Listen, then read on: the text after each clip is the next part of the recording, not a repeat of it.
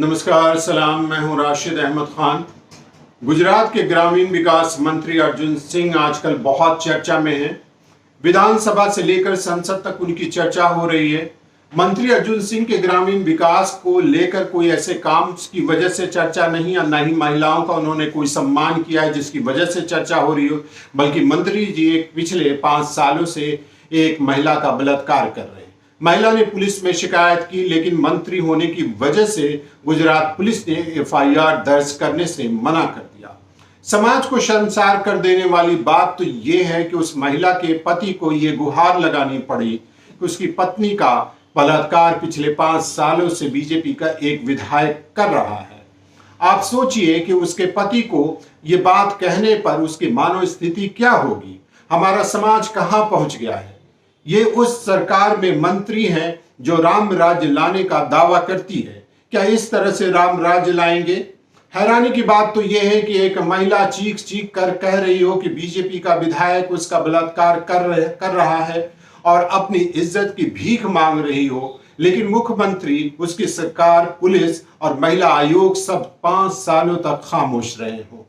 प्रधानमंत्री के एक शब्द नहीं निकले हो उस पीड़ित महिला के लिए। आखिर आज हमारा समाज किस दौर में पहुंच गया है। आप सोच सकते हैं कि इस घिनौनी घटना को खबर बनने में 5 साल बीत गए। जब मीडिया जनता की आवाज न हो, पुलिस आम जनता की सुन नहीं रही हो और तमाम सरकारी एजेंसियां के दरवाजे आम जनता के लिए बंद हो गए हो, तो फिर लोकतंत्र बचा कहां। सिर्फ वोट देने को लोकतंत्र नहीं कहते हैं। खबर बनने के बाद इस मामले को संसद में उठाया गया। तृणमूल सांसद महुआ मोइत्रा ने इस मुद्दे पर प्रधानमंत्री को टैग करके किए गए ट्वीट में कहा कि गुजरात के भाजपा विधायक अर्जुन सिंह ने 5 साल तक एक महिला के साथ बलात्कार किया और उसको कैद कर रखा। उम्मीद है कि लोकसभा अध्यक्ष ओम बिरला जल्दी ही विपक्ष को बोलने का मौका देंगे ताकि हम प्रधानमंत्री जी से माफी मांगने को कह सके। दोनों सदनों के महिला सांसदों ने चर्चा के लिए नोटिस दिया है। पिछले कुछ सालों में भारतीय जनता पार्टी और सरकार में बैठे लोगों को कि महिलाओं के साथ बलात्कार के मामले काफी सामने आए हैं। उत्तर प्रदेश के उन्नाव के बलात्कार के आरोपी पूर्व विधायक कुलदीप सिंह सेंगर का मामला हो या मैनपुरी के 11 साल के बच्ची के साथ का मामला हो। अभी हाल में मेघालय के भारतीय जनता पार्टी के उपाध्यक्ष के ऊपर आरोप है कि फार्म हाउस में वेश्यावृत्ति रैकेट चलाने का लुकआउट नोटिस जारी होने के बाद बीजेपी के उपाध्यक्ष फरार हैं। बीजेपी का महिलाओं के साथ बलात्कार का मामला बहुत पुराना है।